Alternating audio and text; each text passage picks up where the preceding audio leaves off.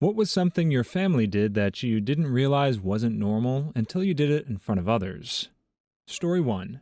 It seems far more common for parents to be very overly cautious and controlling of their kids' activities.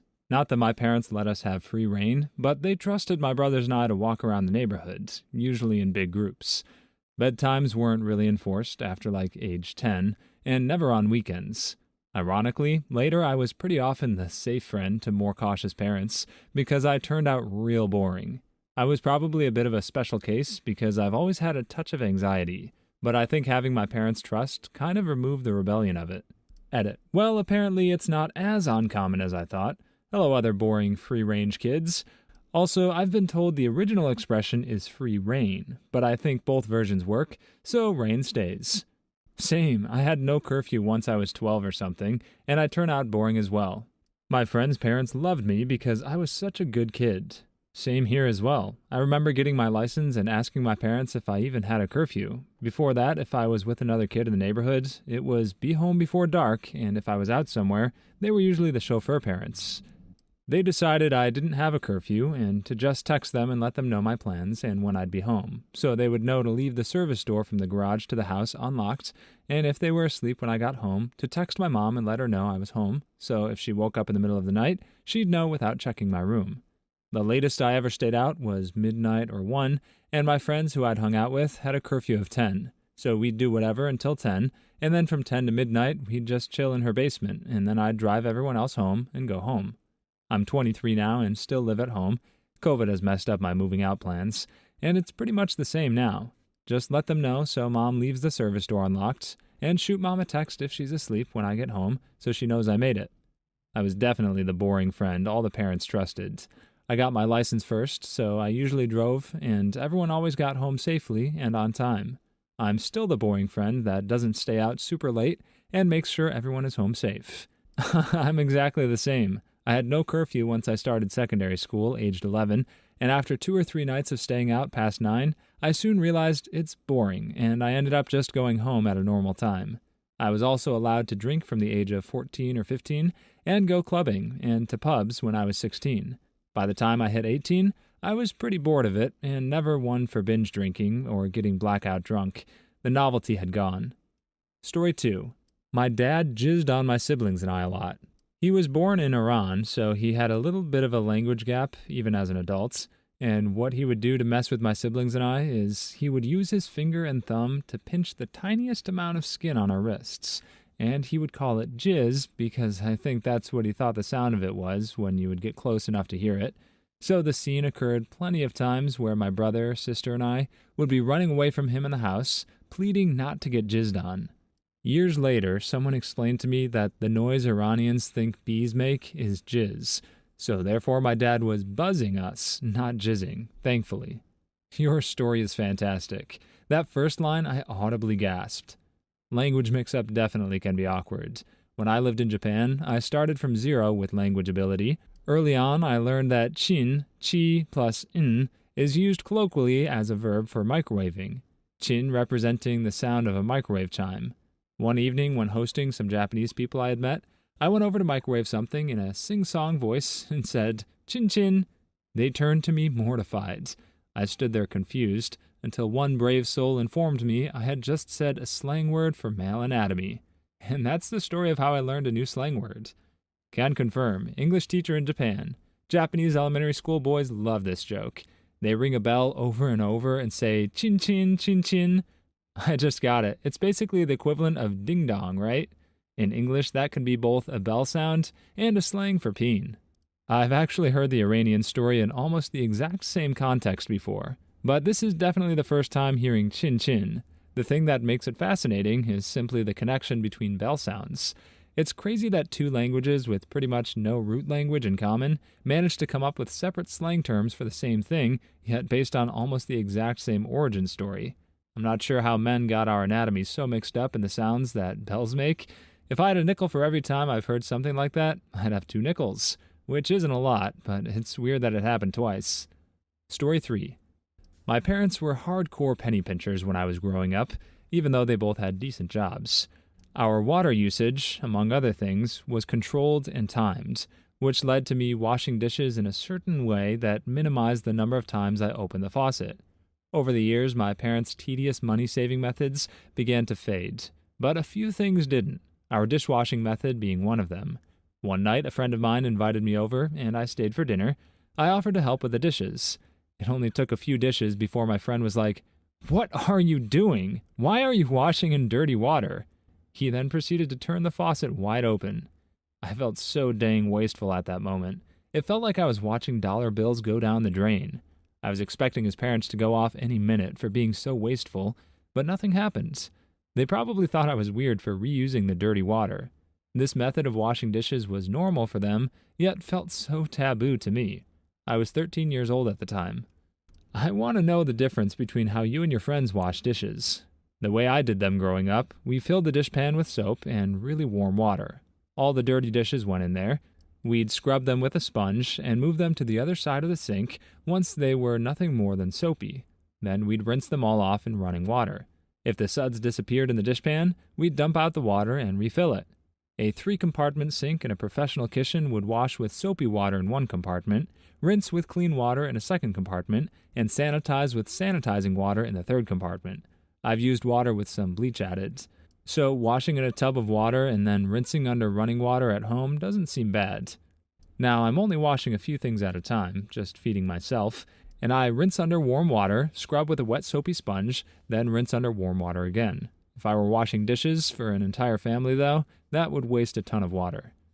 This isn't always done solely to save money. You'll sometimes see it in houses without a working dishwasher.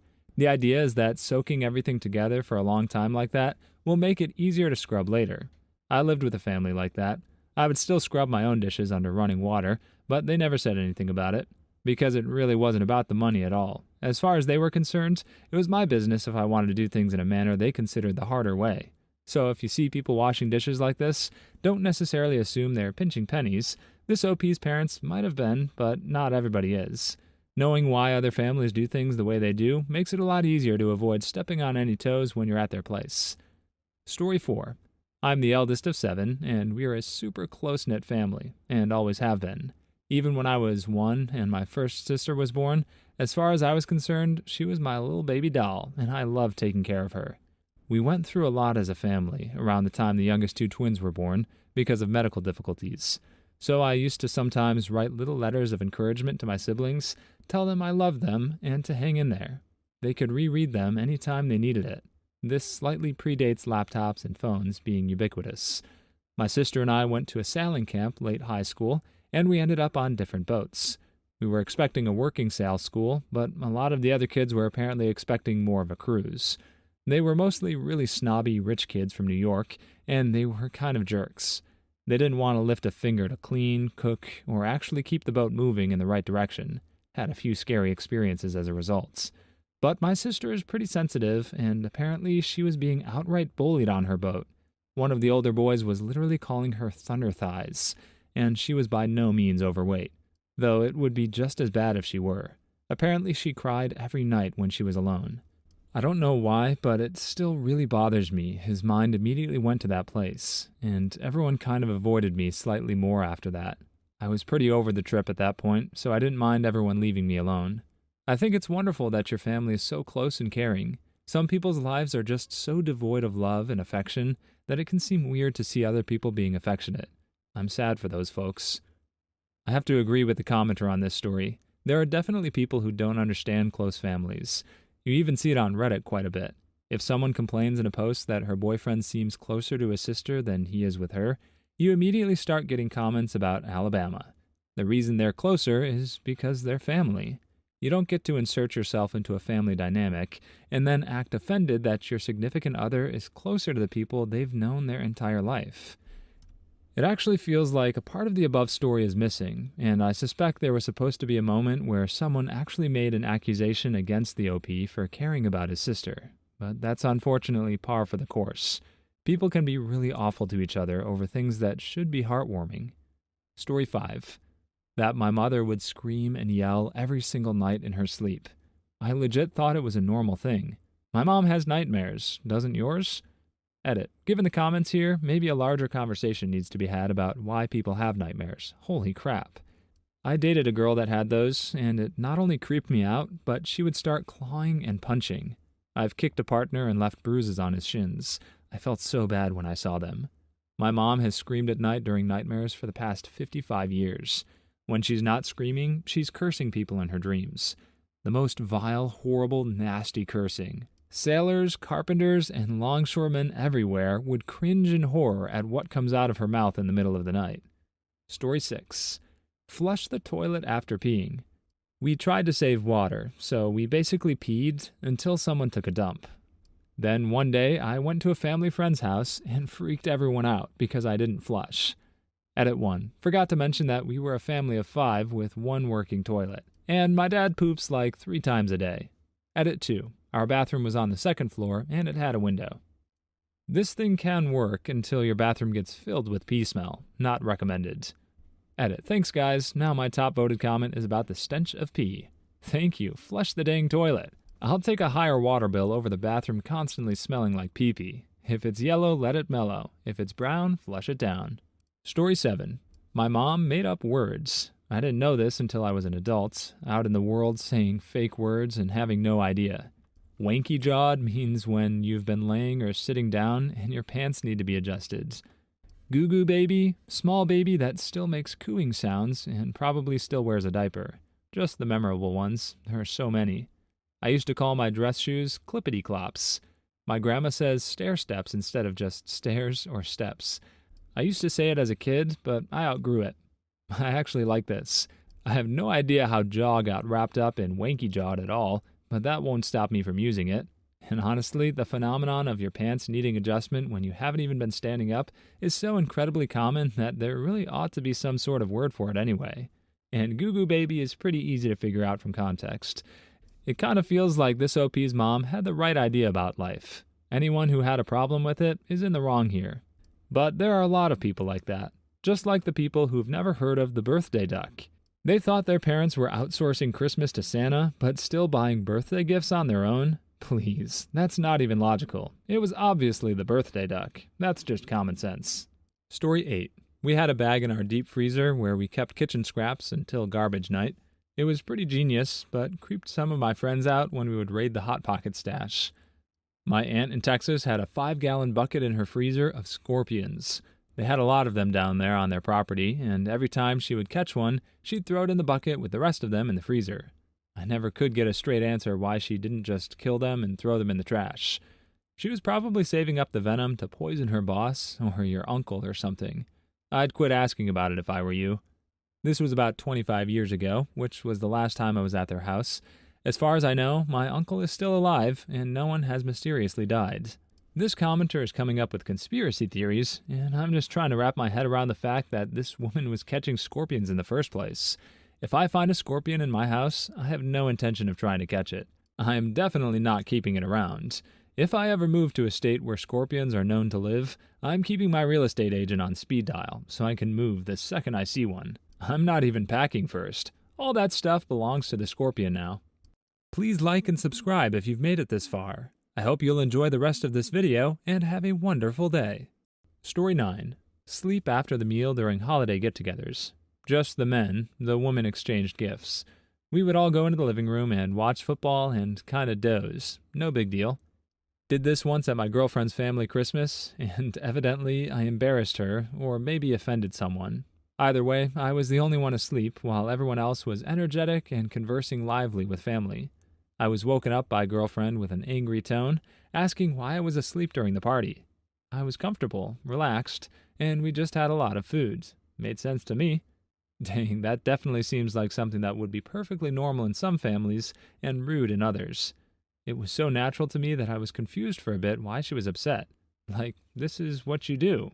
Eat and then nap. We always did this on Thanksgiving. We would finish eating, and then about 10 minutes later, everyone would be asleep. It was always so satisfying to wake up on a full stomach. Story 10. Oh, definitely casually telling my friends sensual conversations that my mom and I had. Turns out my mom was oversharing my whole life, and I never knew it was weird. Edit. When I found out it was weird and talked to her about it, she said in a very sad voice, "But you're the one person who really understands me and who I can talk to about everything." She made it a solid year of trying before she slipped up and told me a story about how my stepdad fingered her in her sleep. Mine would try to guess who pleasured themselves and openly called out my brother at the dinner table for being caught jerking off. Keep in mind, I was 7. I'm disappointed that nobody has pointed out to you that these behaviors are abusive and instead joke about it. You don't talk to young children about your sensual escapades or humiliate them for touching themselves in front of their siblings. That crosses the line of weird and funny. I hope you know that already. Reminds me of how my parents tried to explain to me they were swingers while trying to save their marriage. I was 15 at the time. I met all these new people, knew why they were in my house, everything. Story 11. I asked my friend's parents why there was only one mom. Thought everyone had two. Not the smartest of moves in the 80s. Aw, that is the sweetest. I've actually had 4 moms so far. My mom, mom's sister who partly raised me, dad's ex-wife, and dad's current wife. I was raised for the first 10 years of my life by my mom and aunt, so I assumed having only one birth parent was normal. I had friends who had 2 parents, but dads were like guests or ghosts in the house. Dads did nothing to my young eyes apart from eat and sleep. I grew up with the assumption that dads just weren't needed. Later had a shock when I discovered that some dads are lone parents, and not all dads ignore their kids and don't contribute to the family. That's adorable. The responses on this are a little strange to me. I'm not saying it isn't sweet that OP's aunt was so involved in helping her sister raise a child. Of course it is. But I do think it's weird that this is how everyone responds to the fairly tragic story of someone growing up to believe that all fathers were worthless. When a mother overshared a bit in another story, she was angrily called out as an abuser. Yet it seems that a lot of commenters are willing to just accept a string of absentee fathers as being almost normal. It isn't. Not by a long shot. Moreover, while the mom in the other story was inappropriate, I don't think the commenter who called her out really stopped to consider how involved the parent would have to be to have lost all perspective on the idea of being able to talk to anybody else about their personal life. It implies they've spent so much time raising their child that the rest of their life has vanished into that one pursuit. Even if the parent makes some mistakes along the way, that shows some pretty massive dedication. It's weird to villainize one parent for getting no help and not knowing how to appropriately do things on their own, then talk about how sweet it is that another parent got help in light of circumstances so dire they made a child assume all fathers were worthless. Story 12. My dad forces us to say I love you. I say I love you quite forcefully now, and I don't mean to. When people say they love me and they aren't my family, I stutter and kinda go blank. I think, shoot, what do I say? How do I say it without it being forced? I was so used to ending phone calls with my children and my boyfriend with I love you that one day I called in a pizza. When I was finished placing the order, I told the guy I love you. He answered back and said, yeah, okay. I felt so dumb. I'm sorry, but I can't stop laughing at this. LOL, yeah, okay. I bet that yeah, okay horrified the guy more than your I love you. Story 13. 3 out of 4 members of my immediate family have the same condition where we grow benign tumors in our brain and spine, so conversations about brain surgery and muscle wastage and loss of function are common. I knew it wasn't normal, but we kind of keep forgetting how most healthy people react to, I'm losing the ability to move my toes, it's annoying. Is there any cause y'all have been able to determine? That's very interesting, and kind of sad for everyone's toes, but at least there's some humor there. Oh yeah, we know what it is. A genetic condition that we've traced back to a particular side of the family.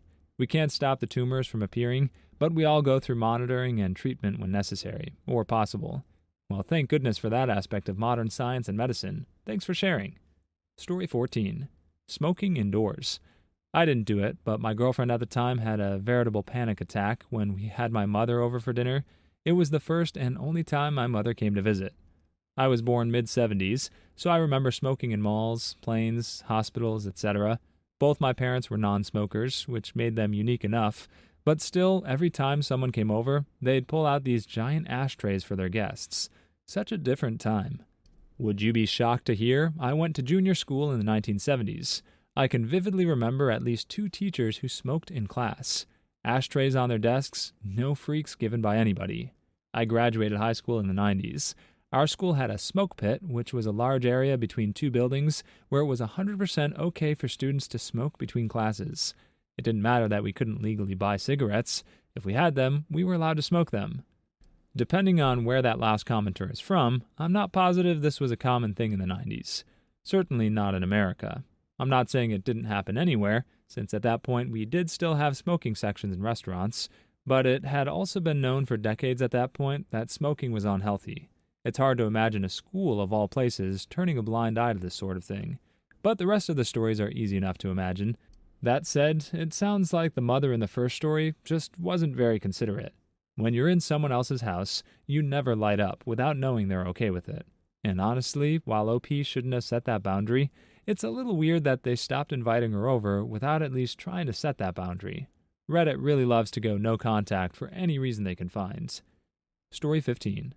My mom and I have had this inside joke where we go, "Don't talk to me," or "Don't even look at me," in response to stupid stuff.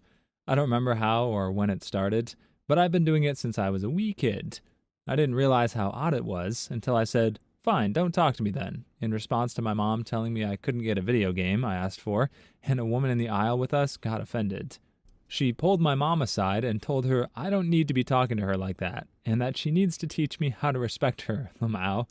My mom explained that it's a joke that we do, but she doesn't think the woman believed her. My husband and I joke like this too. My friends get really uncomfortable when I roll my eyes and say, "I don't even like you, I want a divorce." And he says, "Good, you smell like wet garbage and flea market." I love this. My girlfriend will say she's going out for a pack of smokes and whole milk. She's a vegan who has asthma. This is her joking equivalent of "I'm leaving you." That's pretty cute. Story 16. I mean, there's a lot of messed up stuff on my end, but here's something pretty specific. Having dinners as late as 9 p.m. and just sitting there not talking the entire time we ate. This has gone on since I was around 9 or 10. It absolutely messed me up when I started seeing my boyfriend and his happy family eating at 6 and being really excited and eager to talk about their days. It makes me think I'm just living with roommates rather than parents. Edit. Wow, I did not expect my comment to be so relatable. It makes me feel a bit better knowing I'm not alone with this. Thanks everyone for sharing. And to clarify a couple things, my parents specifically are engineers that work from home and basically have their own schedules 24/7, as long as things get done. AKA, they have pretty relaxing jobs. So in my opinion, there's really no excuse for their behavior and bad time management as nearly 50-year-old adults. I was wildly jealous the first time I ate with a family who talked at the table. Now that I'm all grown up, I try to be that way with the family I made, but I still find myself staring at clocks while I eat sometimes. Story 17. Turns out that sarcasm is considered really offensive by a lot of people. For my father, it was basically the default mode of conversation, and I was 23 years old when someone finally explained to me that, no, this is not how it works for most humans. My dad and I speak really sarcastically, but it's always a joke, and we both understand that. A guy I used to date insisted I was constantly being mean, but I didn't think I was being mean at all. He said it clicked once he met my dad and saw the way we spoke to each other. Must be a cultural thing. I don't know of anyone who doesn't have sarcasm as their default setting, or at least top 3 in the UK. I wouldn't really call this a cultural thing, but it's definitely specific to your dynamic with certain people. Not everyone understands sarcasm well, so you can't expect it to go over with everyone you meet. Additionally, some people use so much sarcasm that it can get hard to tell when they're serious.